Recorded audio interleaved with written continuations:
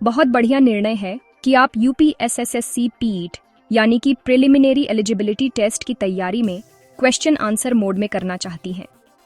मैं आपको सिलेबस के हर टॉपिक से इम्पॉर्टेंट क्वेश्चन आंसर उपलब्ध कराऊंगी, जिन्हें आप रटने या समझने के बाद सीधे एग्जाम में लिख सकें।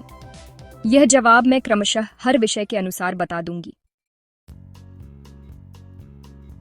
पहले हम पीईटी के मुख्य विषयों को जान लें। पीईटी परीक्षा के विषय: 1. भारतीय इतिहास, 2. भारतीय राष्ट्रीय आंदोलन, 3. भूगोल, 4. भारतीय अर्थव्यवस्था, 5. भारतीय संविधान और लोक प्रशासन, 6. सामान्य विज्ञान, 7. सामान्य हिंदी, 8. सामान्य अंग्रेजी, 9. तर्क शक्ति, 10. ग्राफ, तालिका या चार्ट की व्याख्या, 11. Current affairs, 12. भारतीय गणित यानी प्रारंभिक गणित और 13. सामान्य मानसिक क्षमता। अब हम आज से एक एक करके सभी विषयों को शुरू करेंगे।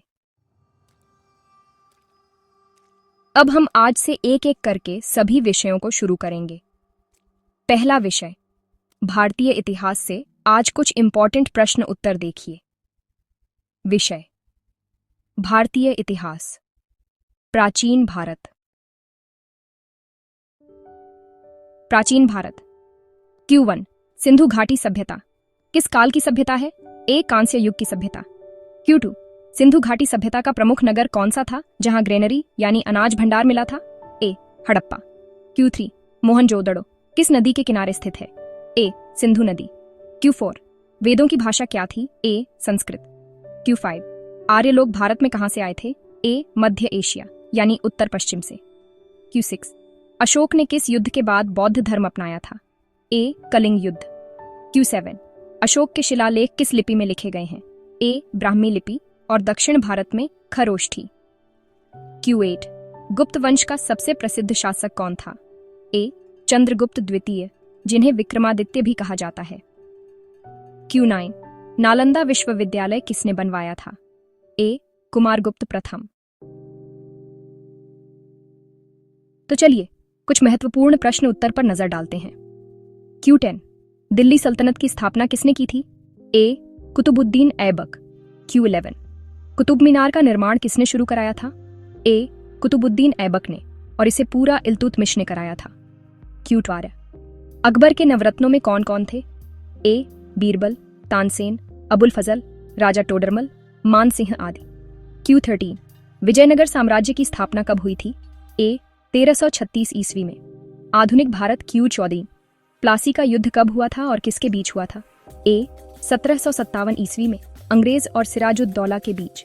Q15 1857 की क्रांति का नेतृत्व किसने किया था? A. बहादुर शाह जफर ने, खासकर दिल्ली में। Q16 भारतीय राष्ट्रीय कांग्रेस की स्थापना कब हुई? A. 1885 ईस्वी में। Q17 गांधी जी भारत कब आए और किस आंदोलन से जुड़े? A. 1915 में और चंपारण सत्याग्रह 1917 से जुड़े। Q18 जलियांवाला बाग हत्याकांड कब हुआ? A. 13 अप्रैल 1919। Q19 सविनय अवज्ञा आंदोलन कब शुरू हुआ? A. 1930 में दांडी यात्रा से। Q20 भारत छोड़ो आंदोलन कब शुरू हुआ? A. 8 अगस्त 1942। बहुत बढ़िया सोच है आपकी। एक टॉपिक पूरी तरह खत्म हो जाए तभी अगला शुरू किया जाए। यही परीक्षा की सबसे मजबूत तैयारी का तरीका है। आज हम करेंगे सिंधु घाटी सभ्यता, रिवीजन और अंतिम निष्कर्ष। आपने अब तक क्या क्या सीख लिया? चलिए जल्दी से दोहरा लेते हैं। पहला, सभ्यता का नाम सिंधु घाटी, जिसे हड़प्पा सभ्यता भी कहते हैं। दूसरा, इसका समय 2500 ईसा पूर्व से 1750 ईसा पूर्व तक। तीसरा, खोज दयाराम साहनी ने 1921 में। चौथा, प्रमुख स्थल हड़प्पा, मोहनजोदड़ो, लोथल, कालीबंगन, धोलावीरा, राखीगढ़ी। पांचवां, नदियां सिंधु, घग्घर और हकड़ा। छठा, विशेषताएं नगर योजना, जल निकासी, पक्की ईंटें और व्यापार। सातवां, धार्मिक विश्वास, मातृदेवी, पशुपति महादेव और प्रकृति पूजा। आठवां, लिपि, चित्रलिपि, जिसे अब तक पढ़ा नहीं जा सका है। नौवां, नष्ट होने के कारण, बाढ़, महामारी, जलवायु परिवर्तन और आर्यों का आक्रमण। अच्छा, चलिए अब अंतिम अभ्यास करते हैं जिसमें आपको खाली स्थान भरने हैं। तो पहला सवाल है, सिंधु घाटी सभ्यता की खोज किसने की थी? इसका सही उत्तर है दयाराम साहनी। दूसरा सवाल, महान स्नानागार कहाँ से प्राप्त हुआ? इसका उत्तर है मोहनजोदड़ो। तीसरा सवाल, सिंधु सभ्यता का सबसे बड़ा स्थल भारत में कौन सा है? सही जवाब है राखी घड़ी। चौथा सवाल, लोथल स्थल किस लिए प्रसिद्ध है? इसका उत्तर है बंदरगाह। पांचवां सवाल, सिंधु सभ्यता की लिपि कौन सी थी? इसका सही उत्तर है चित्रलिपि या फिर पिक्टोग्राफिक स्क्रिप्ट। छठा सवाल, सिंधु घाटी सभ्यता मुख्यतः किस युग की थी? इसका उत्तर है कांस्य युग। सातवां सवाल, सिंधु घाटी के लोगों ने किस महादेव की उपासना की? सही जवाब है पशुपति यानी शिव। आठवां सवाल, हल की पहली छाप किस स्थल से मिली? इसका उत्तर है कालीबंगन। तो अब हम इस टॉपिक का छोटा सा निष्कर्ष जानते हैं।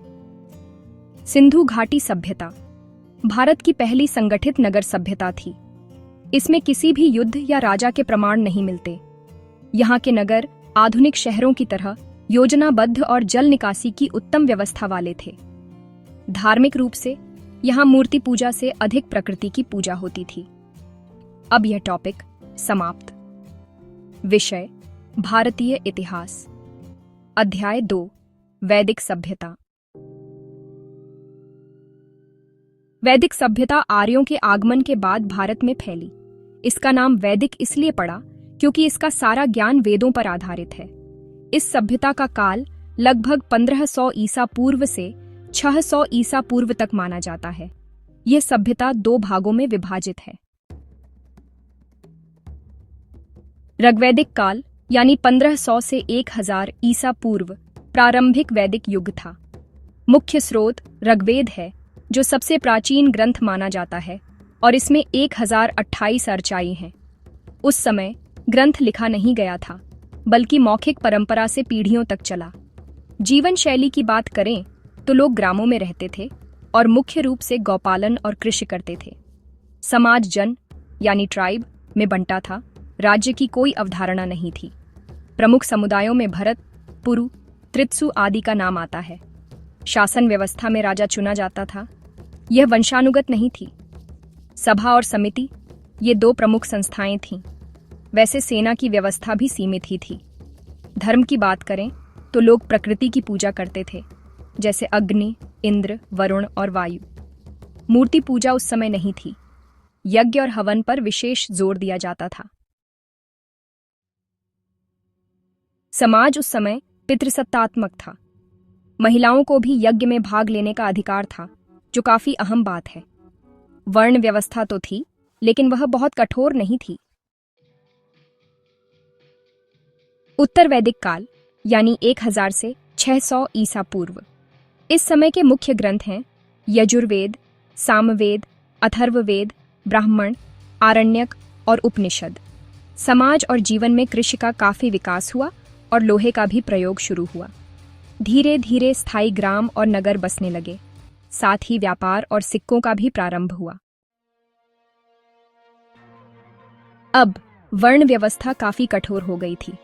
समाज में 4 वर्ण माने जाते थे: ब्राह्मण, क्षत्रिय, वैश्य और शूद्र। इसी दौर में जातिवाद और भेदभाव की शुरुआत भी देखने को मिलती है। धर्म की बात करें तो इस समय ब्रह्मा, विष्णु और शिव जैसे प्रमुख देवता उभरे। उपनिषदों में आत्मा और परमात्मा, पुनर्जन्म जैसे गहरे दार्शनिक विचार सामने आए। शिक्षा के क्षेत्र में गुरुकुल परंपरा का चलन था, लेकिन पढ़ने का अधिकार सिर्फ ब्राह्मणों और कुछ क्षत्रियों तक ही सीमित था।